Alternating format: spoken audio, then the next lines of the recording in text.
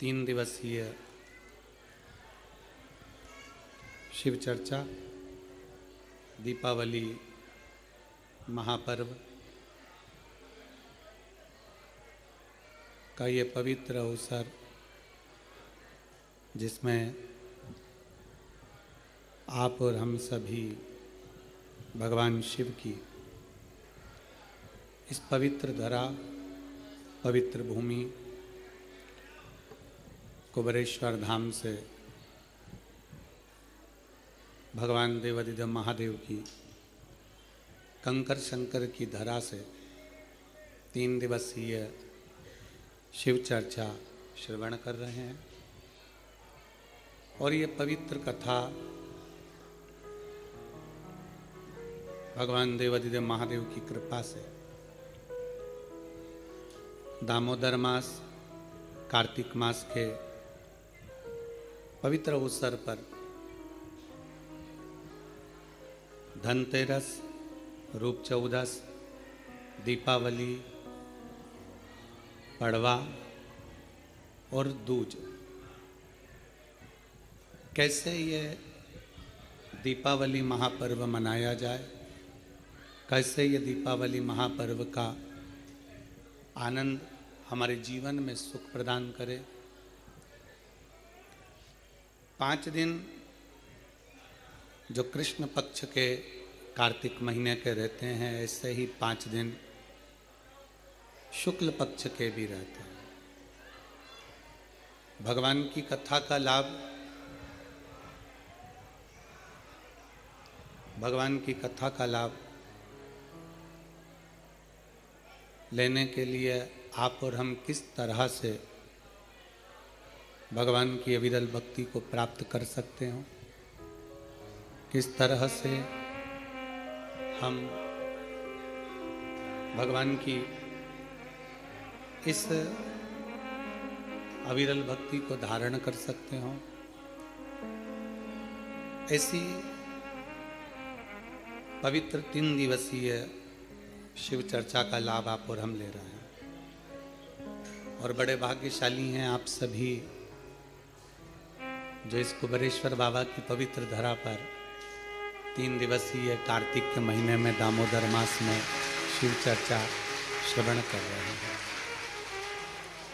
और तेरी कृपा बिना हिले एक भी अणु लेते हैं श्वास, तेरी कृपा से तनु तनु।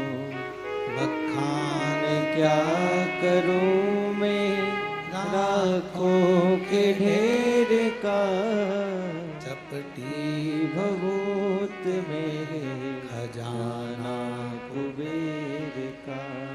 हे गंगाधार मुक्तिवार ओमकार तू, भोले ओमकार तू। आयो शरण तिहारी शंभु तार तार तू। बाबा की कृपा, उनकी करुणा। वो कहते हैं ना, मकान मिले ना मिले पर पता मिल जाना चाहिए। मकान मिले ना मिले पर पता, जम के बोलो जरा, मिल जाना चाहिए।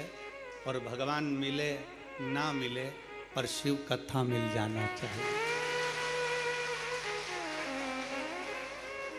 क्योंकि उसको पाने का एक बिंदु है शिव महापुराण की कथा।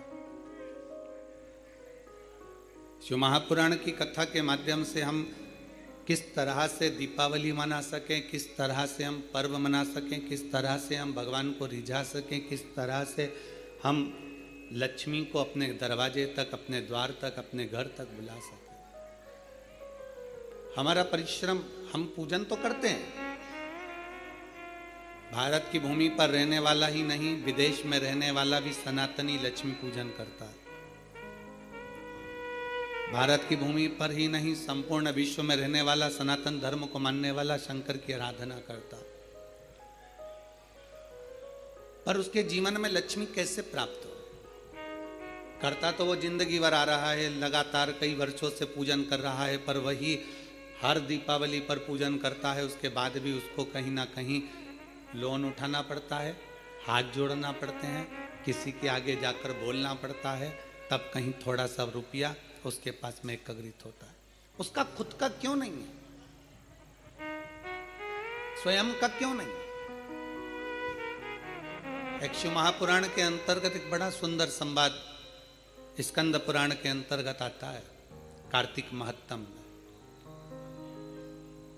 एक ब्राह्मण पति पत्नी दोनों बड़े बुजुर्ग थे, बहुत बुजुर्ग, 6 लड़कियां थी उनकी।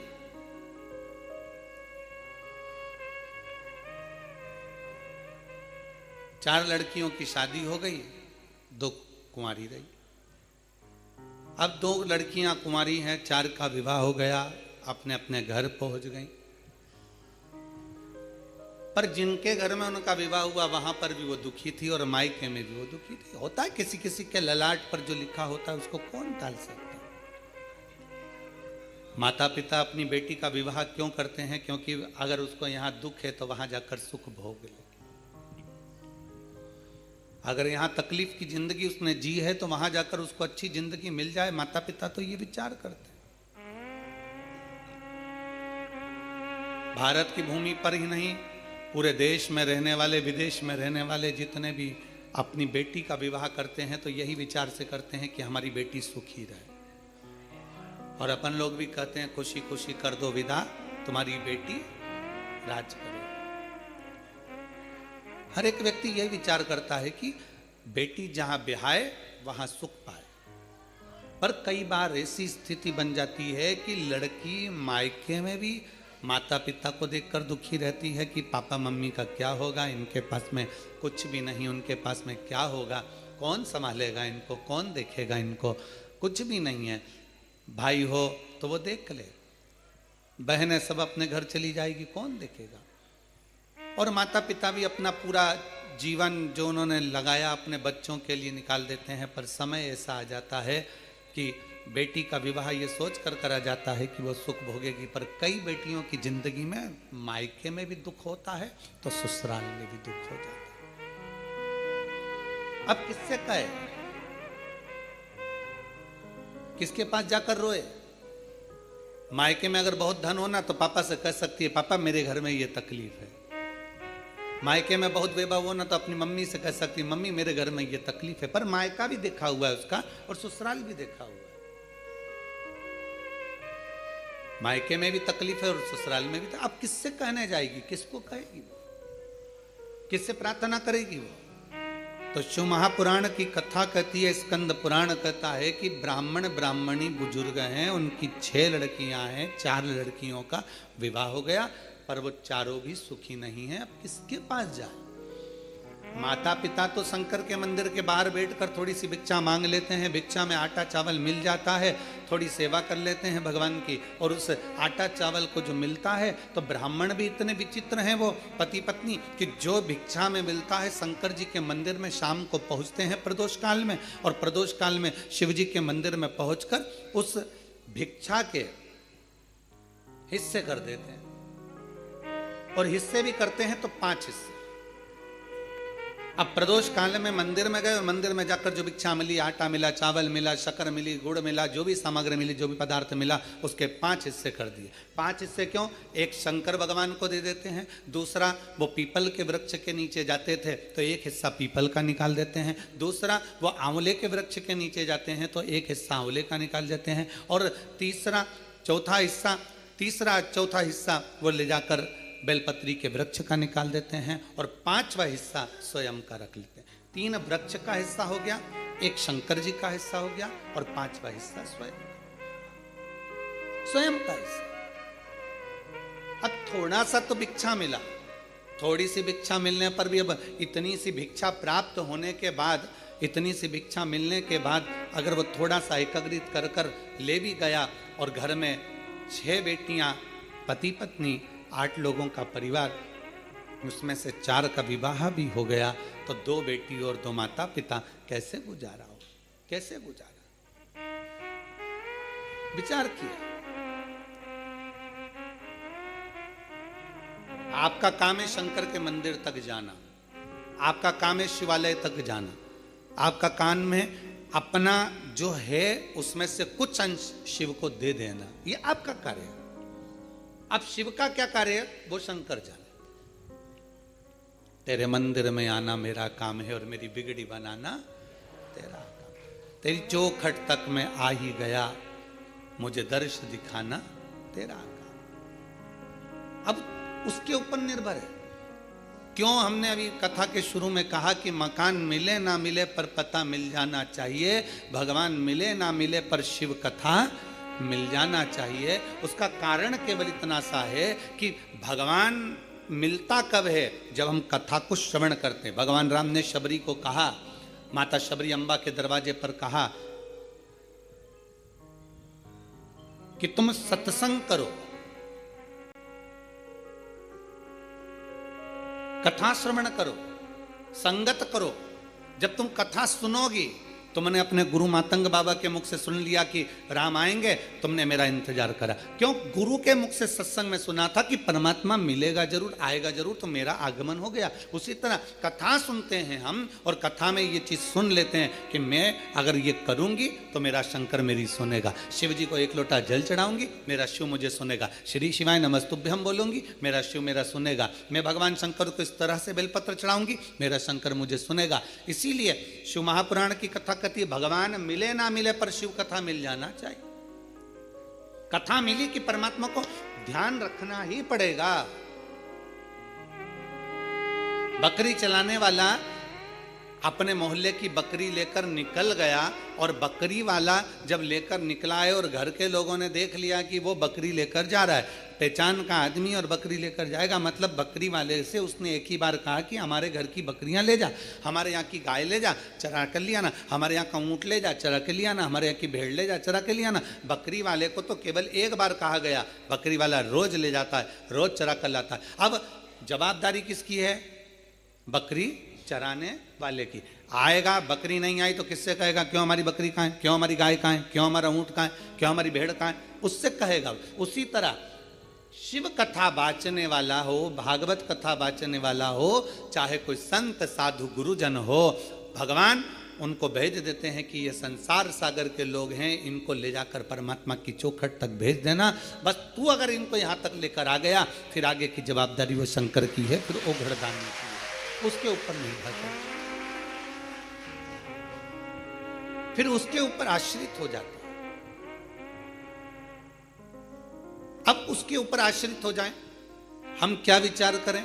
शिव महापुराण की कथा कहती है, दुनिया के लोग तोड़ेंगे, आपको जुड़ना है। कितना तोड़ने का विचार? आज के जमाने में राजनीति कोई साधारण हो गई क्या?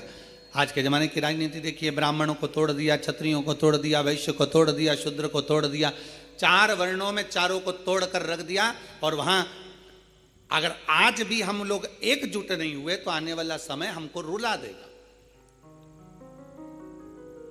आपकी जेब में 100 का नोट है? अरे बोलो तो जम के, चलो ठीक है। 100 रुपए के 4 हिस्से करो, कितने कितने हो गए? जम के बोलो, 25-25। ठीक है। अब 100 के नोट के 4 हिस्से कितने हुए? 25-25। अब निकालो नोट और उसको 4 हिस्से में फाड़ दो, और एक हिस्सा 25 में चलाकर बताओ, चलेगा? दूसरा हिस्सा 25 में चलेगा? नहीं। तीसरा चलेगा? चौथा चलेगा? नहीं। पर वही 100 का नोट वापिस सेलो टेप लगाकर जोड़ दो तो वो 100 की 100 में ही चलेगा, वो 100 की 100 में ही चलेगा। 4 टुकड़े हमारे सनातनियों के, हमारे हिंदू भाई बहनों के, ये 4 टुकड़े कर दिए, ब्राह्मण, क्षत्रिय, वैश्य और शूद्र। अब सोचा कि इनको तोड़ दो और तोड़ के चला लो, तो तुमने तोड़ तो दिया पर ये चल नहीं पाएंगे। जब ये एक हो जाएंगे तो 100 के भाव में ऐसे निपटाएंगे कि आगे बढ़ते चले। एक हुई, टुकड़े की मूलता नहीं है यहाँ। अगर टुकड़े टुकड़े हो गए तो कोई नहीं पूछने वाला। अगर हम एकजुट हो गए, एकजुट होकर अगर हमने अपनी जिंदगी जिए तो उसका एक आनंद हो जाए। एकजुटता में आनंद था।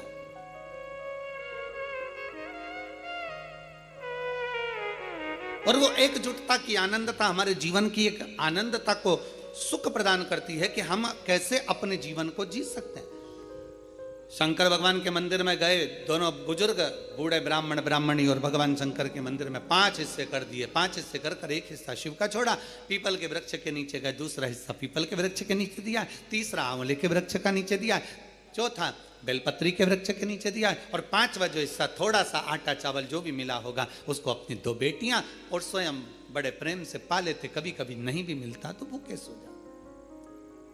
किससे कहें वो 4 बेटियों का विवाह करे, वो भी दुखी, किससे जाकर कहे, किससे विनय करे।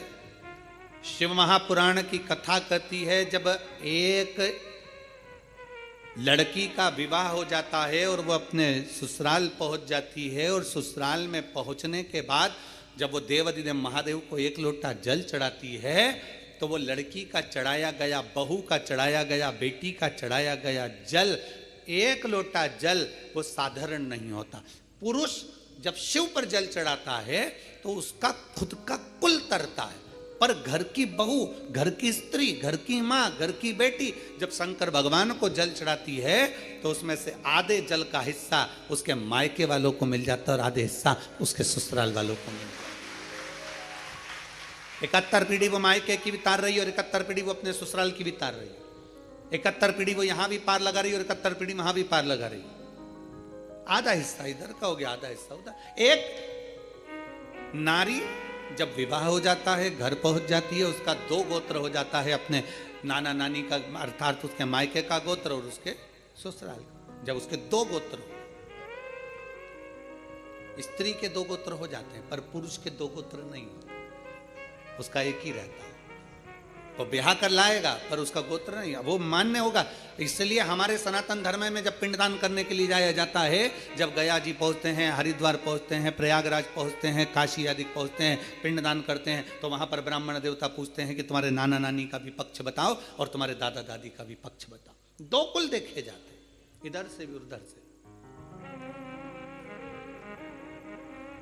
माता पिता दुखी, बेटियां 2 घर में कुंवारी। समय बीतता गया, जो 4 बेटियां ब्याही थी बड़ी दुखी थी। दुखी होने के कारणवश एक बार वो अपने पिता से मिलने के लिए आई। विचार करा कि हमारे दुख हमारे माता पिता को श्रवण कराएंगे, पर माता पिता तो पहले से दुखी हैं, अब किससे कहें।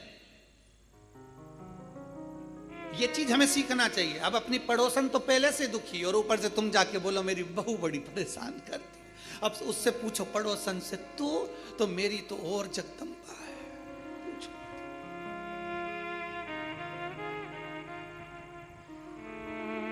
कोई तन दुखी, कोई मन दुखी, कोई धन बिन रहत उदास, तुलसी या संसार में सुखी राम का दास। इस संसार में केवल एक सुखी है, वो भगवान का जो दास है, परमात्मा की जो शरणागति ग्रहण करने वाला है, भगवान का जो भजन करने वाला है, बस वो सुखी है। दामोदर मास की कथा, कार्तिक मास की कथा कहती है, बेटियां दुखी होकर, उनको नहीं मालूम था कार्तिक का महीना था, दामोदर मास था, बेटियां आज अपने पिता के घर आ गई। पिता के घर आती और पिता के घर में बेटियों ने 4 बेटियां आकर निवास करने लगी। पिता की आंख में जले, मैं क्या दूं इनको।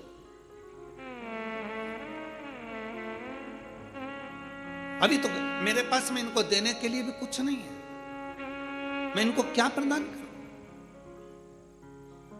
कार्तिक का महीना, दामोदर मास, दोनों बुजुर्ग माता पिता ने स्नान करना प्रारंभ किया। कार्तिक का स्नान करते, शिव के मंदिर में जाकर सेवा करते, चाकरी करके दोनों पति पत्नी कुछ भिक्षा के लिए बैठ जाते। बैठते भिक्षा के लिए जो मिलता लेकर 5 हिस्से कर कर घर पहुंच जाते। अब 5वां हिस्सा होता भी इतना सा कि एक गासा मतलब एक कोरा रोटी का टुकड़ा या इतना सा चावल मुख में पहुंच जाए। अब 8 लोगों का परिवार और फिर कुछ प्राप्त हो जाए, बड़ा मुश्किल। आज बूढ़ी माँ ने, बुजुर्ग ब्राह्मणी ने अपने पति से कहा, सुनो 4 बेटियां घर में आई हैं और 2 बेटियां घर में हैं, मैं बेटियों का चेहरा देखकर लगता है कि बेटियों को तकलीफ बड़ी बहुत दुख है। कहते हैं दुनिया में बुखार नापने का भी एक यंत्र मिल सकता है, बीपी नापने का एक यंत्र मिल सकता है, दुनिया में शुगर नापने का भी यंत्र मिल सकता है, सारी बीमारियां नापने का यंत्र मिल सकता है, पर दुनिया में किसी का दिल नापने का यंत्र नहीं मिल सकता। दिल को नापना बड़ा, उसका यंत्र नहीं है, और उसका यंत्र है केवल एक माँ।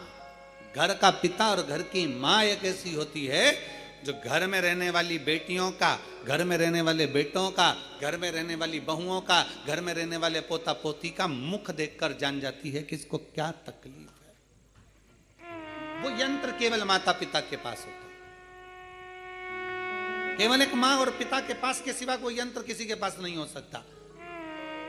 और शास्त्र कथा, शिव महापुराण की कथा कहती है, तीसरे नंबर पर आता है गुरु। वो यंत्र एक गुरु के पास भी होता है, पर माता पिता अपने बच्चे से कह देते हैं कि तुझे ये तकलीफ है, पर गुरु कभी नहीं कह सकता कि तुमको ये तकलीफ है। गुरु हमेशा यंत्र है, उसके पास में भी वो यंत्र होता है कि वो देख लेता है कि कितना दुखी है, पर गुरु नहीं कहता कि ये दुखी है। गुरु हमेशा कहता है मुस्कुराइए, खुश रहिए, सुखी रहिए। और मुस्कुराता हुआ गुरु अपने सामने से निकल कर चले जाए, देखता हुआ मुस्कुराता हुआ चले जाए, समझ लेना कि गुरु ने वो यंत्र से नाप लिया है और गुरु ने तुझे देकर कुछ भेज दिया है। वो गुरु है, नहीं देगा गुरु कुछ भी, कुछ नहीं देगा।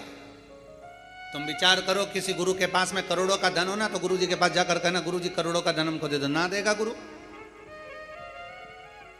गुरु कभी नहीं देगा।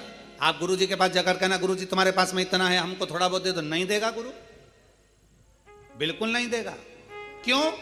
क्योंकि गुरु जानता है आज अगर मैंने इसको थोड़ा दे भी दिया ना, तो ये मेरे पास नहीं आएगा तो दूसरे के पास जाएगा और इसकी मांगने की आदत पड़ जाएगी। पर गुरु देता नहीं है, पर गुरु उसको निगाह से देखकर मुस्कुरा कर ऐसा वर देकर चले जाता है कि अब तुझे मांगना नहीं पड़ेगा, तू उससे प्राप्त खुद कर सकता।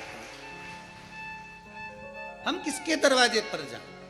बुजुर्ग माता पिता ने विचार करा, बूढ़ा बूढ़ी ने विचार करा, हम करें तो करें क्या? विचार करते करते आंखों में जल भर गया। बेटियों का भरण पोषण कैसे करा जाएगा, बेटियों के लिए क्या करा जाएगा? दोनों पति पत्नी चले रोते रोते, नेत्रों में जल भरते हुए। पति ने कहा चिंता मत करा, 5वां हिस्सा लेकर जा रहे थे और सारे वृक्षों के नीचे हिस्सा देते हुए चले जा रहे थे। दामोदर मास था, कार्तिक का महीना था। आज पत्नी के मुख से निकल गया, थोड़ा सा घी आया हुआ है, एक काम करते हैं 5 जगह इस घी का हिस्सा करना है, तो भगवान के मंदिर में दीप लगा देते हैं। पति ने कहा घी तो आया है पर कपास नहीं है। पत्नी ने अपने तन की साड़ी को फाड़ लिया। ब्राह्मणी ने तन की साड़ी को फाड़ कर बाती बनाकर एक शंकर जी के मंदिर में लगा दिया। दूसरी बाती उसने भगवान पीपल देव के नीचे लगा दिया, और तीसरी बाती उसने आंवले के वृक्ष के नीचे लगा दिया, और चौथी बाती उसने बेलपत्र के वृक्ष के नीचे लगा दिया। 4 बाती शिव महापुराण का स्कंद पुराण कहती है, ब्रह्म वैवर्त पुराण कहती है, हमारा शास्त्र कहता है, कुर्म पुराण कहती है, विष्णु पुराण कहती है कि पीपल का वृक्ष, बेलपत्री का वृक्ष और आंवले का वृक्ष, शास्त्र कहता है कार्तिक के महीने में इन 3 वृक्ष की जड़ में स्वर्ग स्वयं आकर निवास करता है।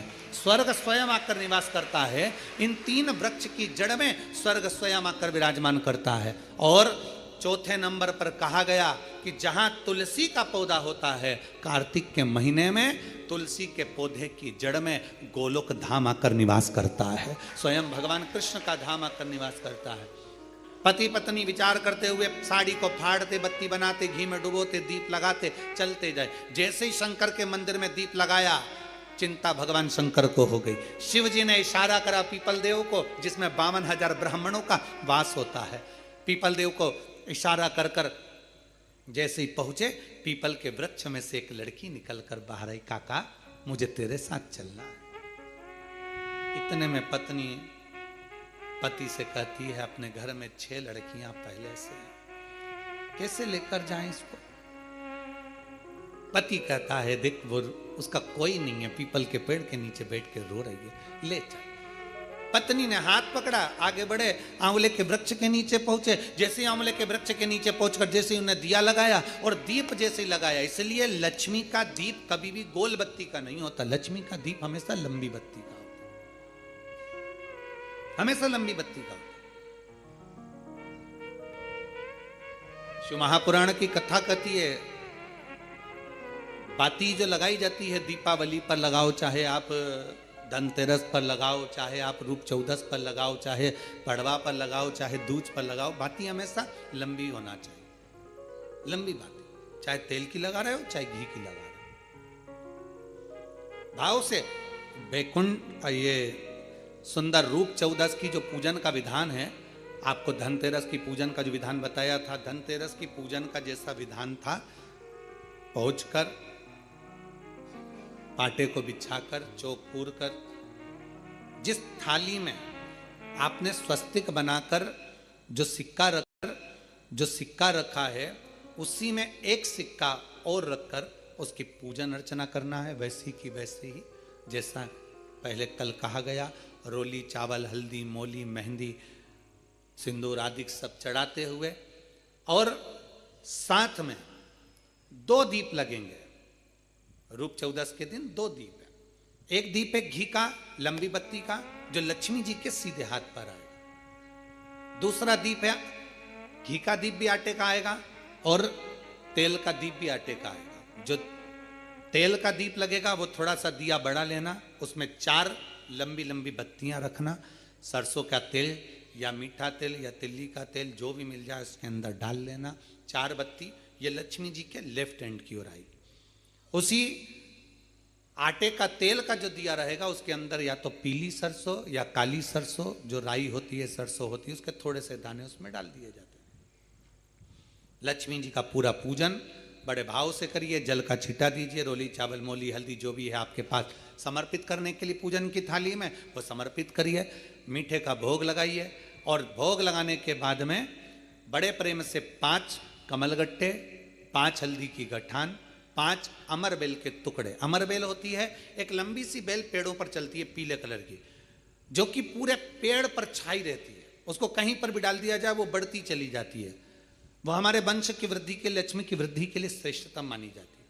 5 टुकड़े अमर बेल के, 5 हल्दी की गठान, 5 कमलगट्टे दोनों हाथ में लेकर मां लक्ष्मी से प्रार्थना करते हुए उन सिक्कों पर समर्पित कर दीजिए। सिक्कों पर समर्पित कर कर जो घी का दिया लगाया है तुमने लक्ष्मी जी के सीधे हाथ पर, उसको उठाकर माता की आरती कर लीजिए।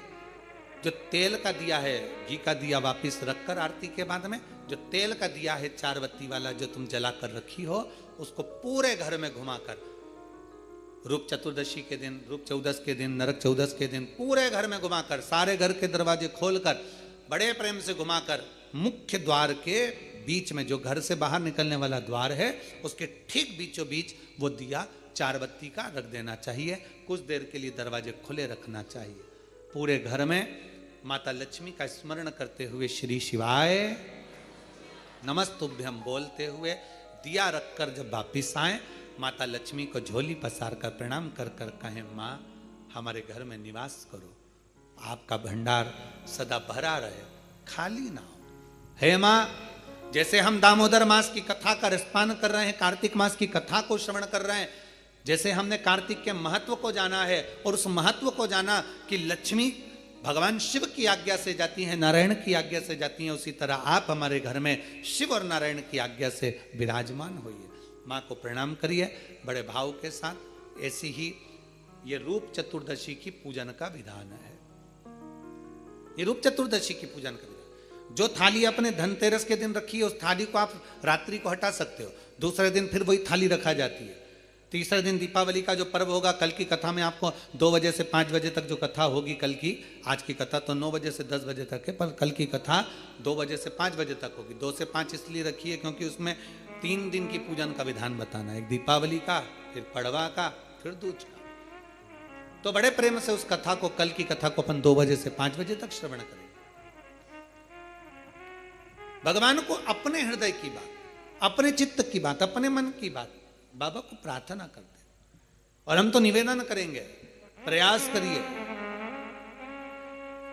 अगर हो सके रूप चतुर्दशी का अगर दिन है, नरक चौदस का दिन है, जैसे कुबेरेश्वर धाम पर दीपावली कब की है? 31 अक्टूबर की। तो 29 तारीख को धनतेरस है, 30 तारीख को रूप चतुर्दशी है, नरक चौदस है। तो हम तो प्रार्थना करें, निवेदन करें आपसे, अगर हो सके, शरीर में अगर बहुत रोग है और बहुत तकलीफ की जिंदगी चल रही है, मतलब हर 2 महीने में 3 महीने में कोई ना कोई दुख तुम्हारे सामने आकर खड़ा हो जाता है, कोई तकलीफ आकर खड़ी हो जाती है, चाहे बच्चों को हो रही हो, चाहे बेटियों को हो रही हो, चाहे परिवार में हो रही हो, तो हम तो निवेदन करेंगे, रूप चतुर्दशी के दिन 1 लोटा जल, उसमें बड़े प्रेम से कोई थोड़ा सा इत्र का अगर भाग मिल जाए, और इत्र ना मिले तो पीला चंदन या लाल चंदन डालकर, अगर कहीं आंवले का वृक्ष हो, पीपल का वृक्ष हो और बेलपत्र का वृक्ष हो, 3 जगह पर थोड़ा सा वो लोटा जो घर से लेकर जाओगे, पात्र लेकर जाओगे, रूप चतुर्दशी के दिन तीनों वृक्ष के नीचे एक ही कलश से थोड़ा थोड़ा जल 3 स्थान पर चढ़ाइए और बाबा से अपने मन की बात कहकर आई है। आप खुद देखोगे कि 3 महीने में मेरा कुबेर भंडारी आपके दुखों को हरेगा। परंतु ये उपाय केवल एक रूप चतुर्दशी के दिन ही होगा, केवल रूप चतुर्दशी के दिन। कई लोग इसको दीपावली के दिन भी करते हैं, कई लोग इसको धनतेरस के दिन भी करते हैं, पर यह उपाय रूप चतुर्दशी के दिन करेंगे तो उसका फल चौगुना मिलेगा, चौगुना। और मान लो इस चतुर्दशी पर अगर आप नहीं कर पा रहे हो तो अगली इसी कार्तिक के महीने की जो देव दीपावली आती है पूर्णिमा के लगभग में, उस समय पर जो चतुर्दशी आए तो उस समय पर भी यह प्रयोग कर सकते, पर होगा कार्तिक महीने के अंदर। अब तीनों आंवले के वृक्ष के नीचे गए, वहां पर भी गए, दिया लगाया, दिया लगाते से ये कन्या वहां पर प्रकट हो गई।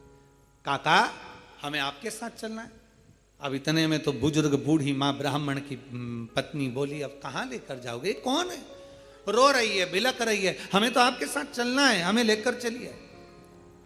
ब्राह्मण ने कहा अब ये रो रही है, कोई भी इसका नजर नहीं आ रहा है, इसको भी ले लो, लेकर चल दिया। ब्राह्मणी चिढ़कर बोली, घर में पहले से 6 बेटियां बैठी हैं, 2 और हो गई, कितनी हो गई, 8, और पति पत्नी 10।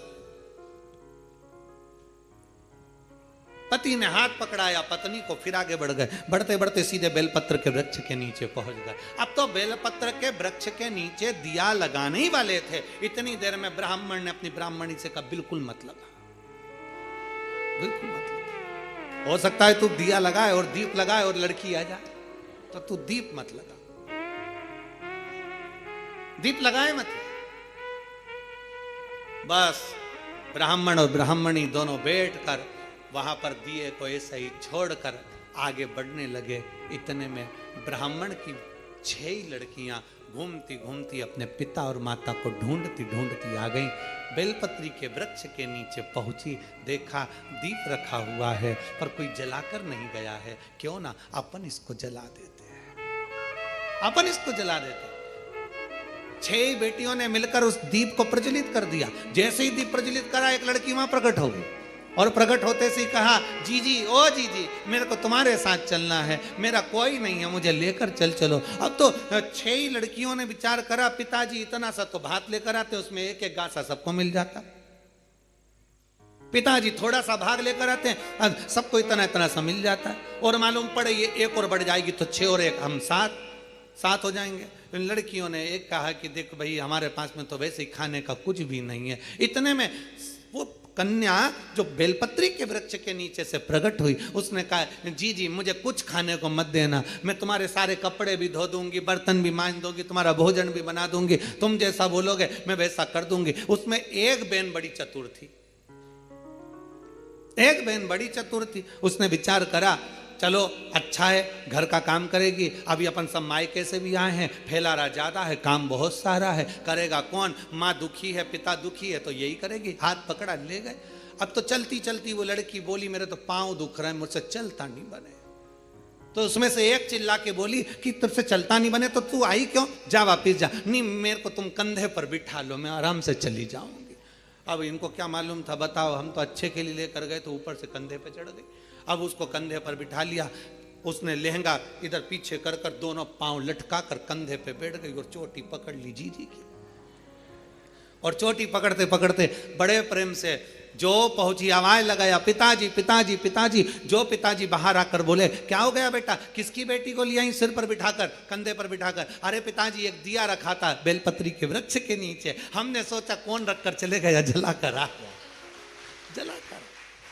अब तो पिता को लगा, उन्होंने ब्राह्मणी को बुलाया, देख वो मैंने मना करा था दिया मत जला, और दिया जलाया और वो आई। अब ये देख, अंदर जाकर बेटियों ने देखा तो दो तो पहले से बैठी थी, एक साथ में आ गई। कितने हो गए? सब मिला के 11। अब 11 की 11 एकत्रित हो गए।